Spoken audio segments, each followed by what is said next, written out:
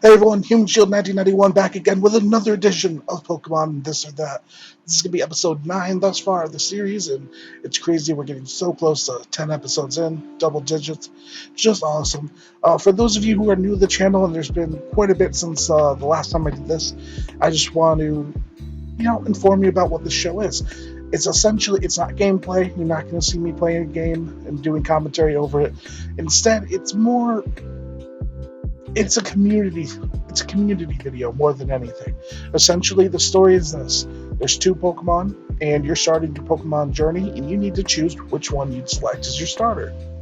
Now, you can be basing this off design, you can base this off of competitive viability, you can base this off the viability in a game, in a Nuzlocke, you can base it off anime, the TCG, whatever reason you have for preferring one Pokemon to the other, that's perfectly fine.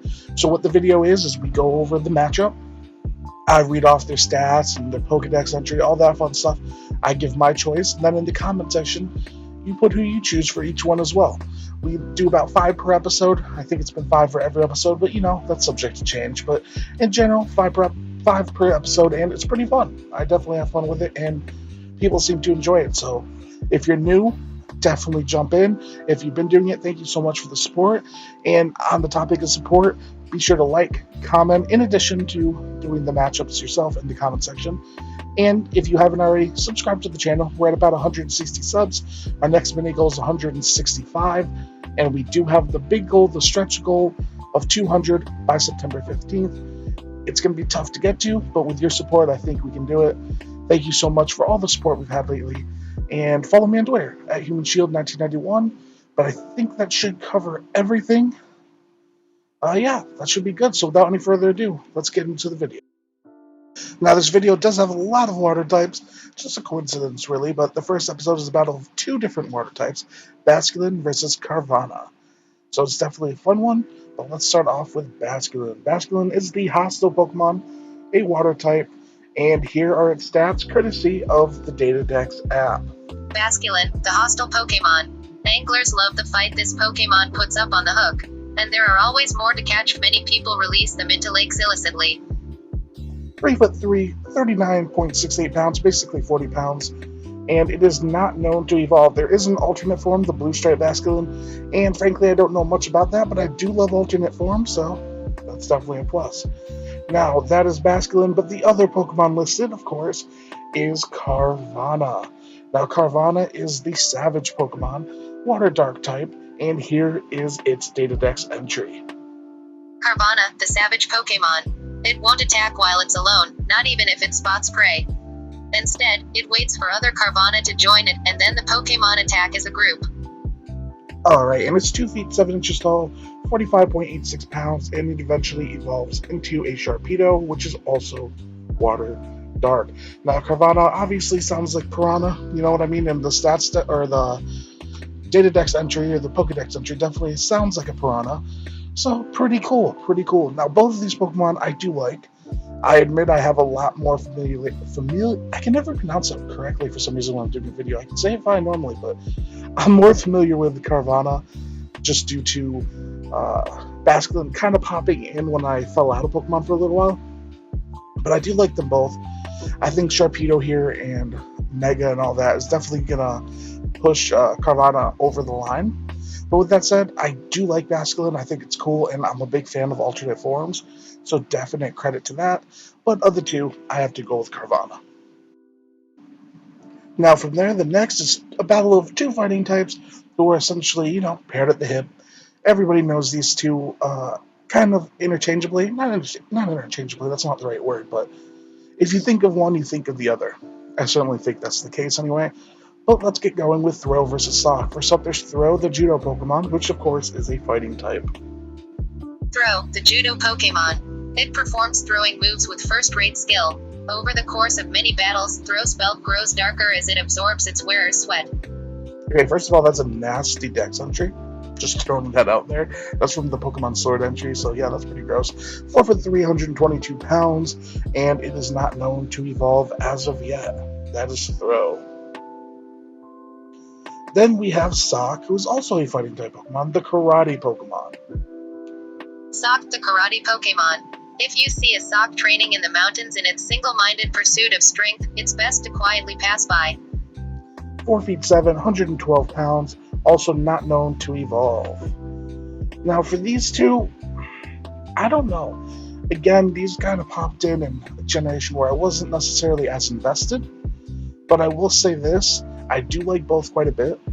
I see Throh a lot more in terms of, in competitive battling. I'm not going to say that it's definitely used a lot. I don't know that field. That's not my territory. Someone like King or someone else who's watching, they might be able to fill me in on that. But from what I understand, Throh, because he's bulky, I believe, is more competitively viable. But out of the two, I prefer Sawk's design. I just prefer the blue to the red. It's just a small thing. Both are very cool. I enjoy both.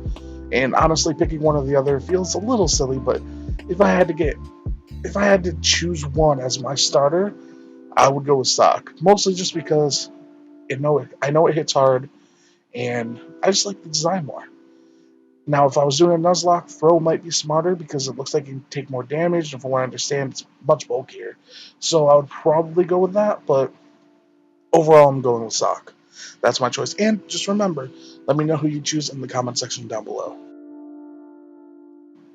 Now, as we get into this next matchup, this is a good time to remind you, I do these on Twitter at HumanShield1991. Those I don't give my own opinion on, and I just do them one at a time. I was doing daily for a while. It's kind of pushed on to a few times a week just due to timing, and I've been putting a lot of effort into the Gold series, among other things, but I do this on Twitter first, so you can do that at HumanShield1991, but ultimately, the video is the most fun part, because that's the real community feel here, and I really love that. Anyway, this next battle is between two water Pokemon, Wailmer and Horsea. I tried to combine their names there for a second. First up is Wailmer, the ball whale Pokemon, pure water type. Wailmer, the ball whale Pokemon. It shows off by spraying jets of seawater from the nostrils above its eyes. It eats a solid ton of wishy-washy every day. Oh, poor wishy-washy. That's from the Pokemon Sword Dex entry. 6 feet 7 inches tall, 286 pounds, and it eventually evolves into the almighty Wailord. And then, of course, we have Horsea, a Gen 1 Pokemon, the Dragon Pokemon, and of course it's a water type. But let's hear the Data Dex entry. Horsea, the Dragon Pokemon. If attacked by a larger enemy, it quickly swims to safety by adeptly controlling its dorsal fin. That's from Pokemon Gold, and it's 1 feet 4 inches tall, 17 pounds. It evolves into Seadra, which while traded holding a dragon scale, becomes the Water Dragon Kingdra. Alright, so for this one, I feel like this is going to be more one-sided than most. I feel like nobody really likes Wailmer or Wailord that much, and that's unfortunate because I like them quite a bit. I think they're pretty cool. With that said, as much as I do like them, and I think they're very cool, this is kind of a no contest for me. Kingdra's it's a dragon water type. It's very cool typing, a very good Pokemon. And although it's a pain to get, because trade evolutions are just a pain in general, it's still very, very cool. With that said, I do like Wailmer, I do like Wailord, and I think it would be great to have, but I don't know. It's not as good in the end, so it's hard for me to justify going with it when I do like both designs. Plus, I guess if you're going to look at it from a practicality standpoint, as if you really were going to have these Pokemon, a Wailord would be very difficult to take care of. But that's just me. Let me know what you think in the comment section. Now, the second to last pairing of this episode involves two later gen Pokemon, with Carnivine going against Applin. Pretty cool.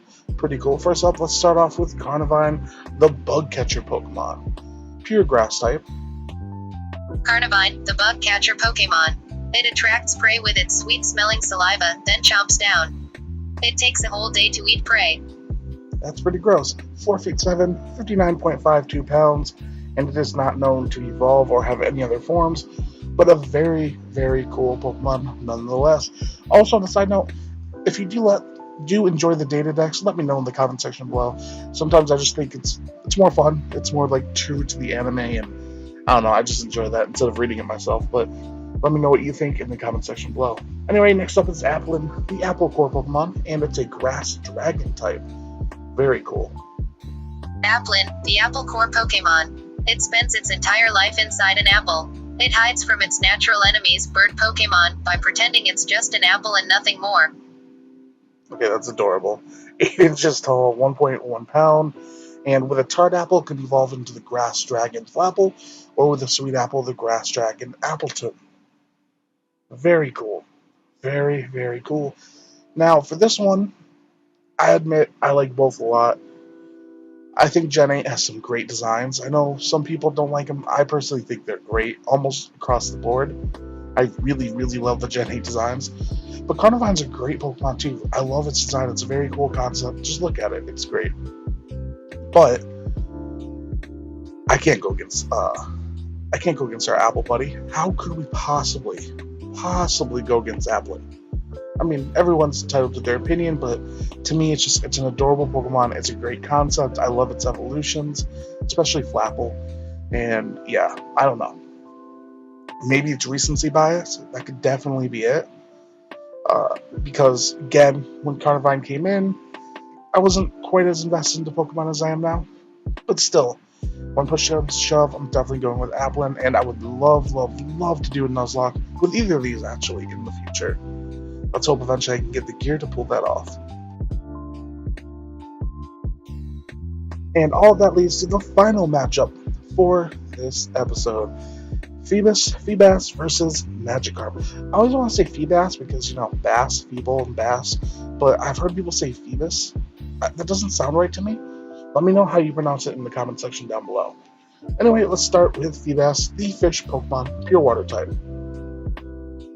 Feebas, the fish Pokemon. Although unattractive and unpopular, this Pokemon's marvelous vitality has made it a subject of research. Very cool. 2 feet tall, 16 pounds. But the thing is, with high beauty or trade holding the Prism scale, it becomes a Milotic, which is just a great Pokemon. And then, of course, we have the OG, the Magikarp, the fish Pokemon. Magikarp, the fish Pokemon. An underpowered, pathetic Pokemon. It may jump high on rare occasions, but never more than 7 feet. 2 feet 11 inches, 22 pounds, and at level 20, it evolves into the water flying Gyarados, who does have a Mega Evolution. So there it is. That is our final battle, and for this one, it's just the Gen 1er in me. It's hard not to go with Gyarados, especially after our Pokemon Blue Randomized Nuzlocke. Check that out in the description. I have a playlist with every series I have on the channel in the description. But yeah, it's hard for me to go against Maria Hill. It's hard for me to go against Gyarados. And I just have so many memories of it. With that said, Milotic is awesome. Such a coolly designed Pokemon. Very good. I can't fault anyone for going with that. But ultimately, let me know what you think.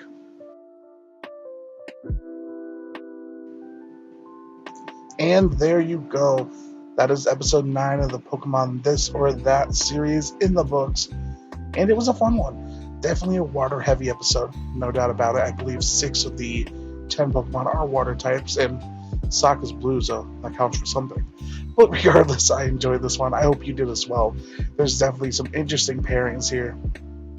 Some that make sense, some that might be a little weirder. But that's okay. I enjoyed it. I hope you enjoyed it. If you did, be sure to hit a thumbs up. Subscribe if you're not already. We are trying to hit that mini goal of 165 subscribers and that big goal, the big goal of 200 subscribers by September 15th. It's going to be tough, but I mean, we are about, 46, 47 days away? Ooh, that's going to be tough. That's going to be tough to get 30 or 40 new subs in that time. We'll see. But if you enjoy the video, definitely hit the subscribe button. And above all, though, in the comment section, let me know who you choose. Do you choose Carnivine or do you choose Applin? Do you choose Feebas or do you choose Magikarp? Let me know in the comment section. And, of course, I'll have, a comment listing each one so it's nice and easy for you to remember. You don't have to go scrolling through the video. And if you don't already, follow me on Twitter at HumanShield1991. It's the easiest way to stay up to date for everything going on with the channel. I update on when I'm posting a video. I'll update concepts, ideas I have, or I'll just chat. It's a fun way to just communicate. Just like leaving comments does, though, because I always respond to comments. It's a big thing. If I don't respond to a comment, it's because I don't see it. I'm sure you can ask anybody who's a regular here. I always am willing to communicate, and I enjoy it. But that's going to be it. Thank you so much for watching. Until next time, later.